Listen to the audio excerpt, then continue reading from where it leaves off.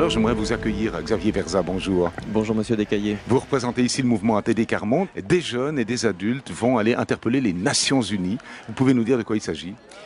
Des enfants, effectivement, sont en Suisse depuis déjà quelques jours. Ils se préparent à cette rencontre. Pourquoi est-ce qu'ils sont là ? Parce que les enfants, partout dans le monde, ils n'acceptent pas que d'autres enfants soient moqués, soient humiliés. Ils n'acceptent pas non plus de voir leurs parents rejetés, de se retrouver dans des situations où les parents sont confrontés à des dilemmes impossibles. Alors, ils sont là parce qu'ils apportent leur amitié, leur sens d'un monde juste. Et le message qu'ils viennent apporter, ils sont porteurs. Comment les Nations Unies vont nous soutenir pour que justement ces droits de l'enfant et puis ces droits de l'homme, comment est-ce qu'effectivement ils vont être réalisés ? Peut-être on pourrait commencer par leur donner la parole et dire comment vous êtes préparés et pourquoi vous êtes là et qu'est-ce que vous voulez essayer de faire comprendre demain aux autorités des Nations Unies. Tu veux commencer, Julien ? Donc nous combattons la misère comme nous voulons que l'amitié règne entre nous, comme nous voulons que le monde soit meilleur. Et nous sommes venus aussi ici à Genève pour dire à Madame Kang qui va nous accueillir demain pour lui dire qu'il faut respecter les droits de l'enfant parce que c'est l'enfant qui est l'espoir de demain.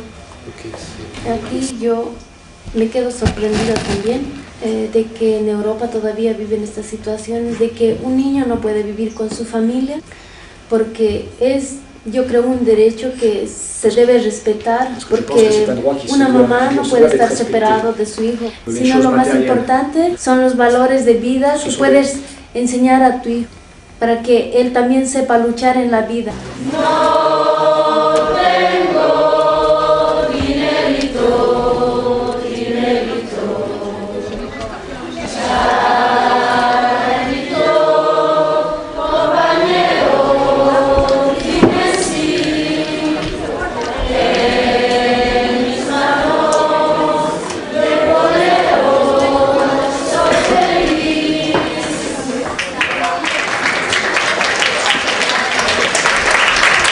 Les parents ne veulent jamais abandonner leurs enfants, même quand ils sont dans les difficultés. Les enfants ont besoin d'être fiers de leurs parents et de leur attention pour grandir. We chose this story because we know many children like this. Maya is 11 years old. Maya has a hard time at home when her mum takes a drink. She never gets any attention as her mum is busy looking after her baby. We don't think it's fair that Maya doesn't get an education, and it's not fair that Maya has no friends. We can invite her to join our after-school club by making friends with her.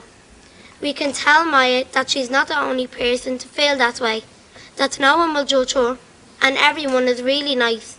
If she says no, we can keep trying and ask her to play with us and our friends. Do you think you can do things like that too, Mrs. Kang? We can help Maya because it's not fair for people to be alone like that.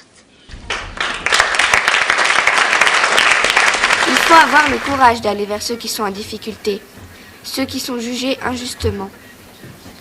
Il ne faut pas avoir peur de défendre ceux qui n'ont pas une vie facile.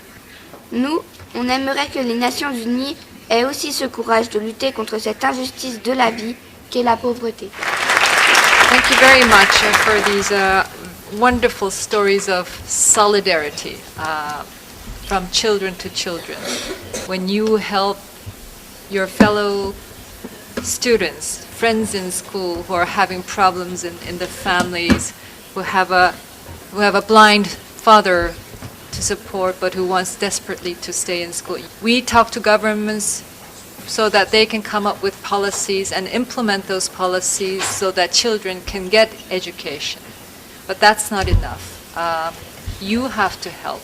I'm reminded of many famous sayings about courage because that's what I sense from you. And that's a lesson we carry in our heart every day. Cette rencontre est le résultat d'une campagne internationale impliquant enfants et adultes. L'ambition était de dire les conditions qui permettent à tout enfant de grandir sereinement. Le fait de réunir toutes les générations est nouveau dans l'approche des droits de l'enfant, qui sont intimement liés au droit de vivre en famille. Les enfants et les adultes présents sont engagés depuis longtemps dans leur propre quartier, leur propre communauté. Leurs mots sont les fruits de leur expérience. Elles montrent que les personnes qui font face elles-mêmes aux difficultés de la misère agissent déjà et portent en elles une intelligence à prendre en compte. Ces moments révèlent comment des personnes venues d'horizons aussi divers ont la capacité de dialoguer avec les instances mondiales. Elle nourrit l'espoir qu'ensemble, on peut vraiment rebâtir le monde, quel que soit l'endroit où l'on est, dans un village du Burkina Faso, comme dans une responsabilité internationale. Et cet espoir peut déplacer des montagnes.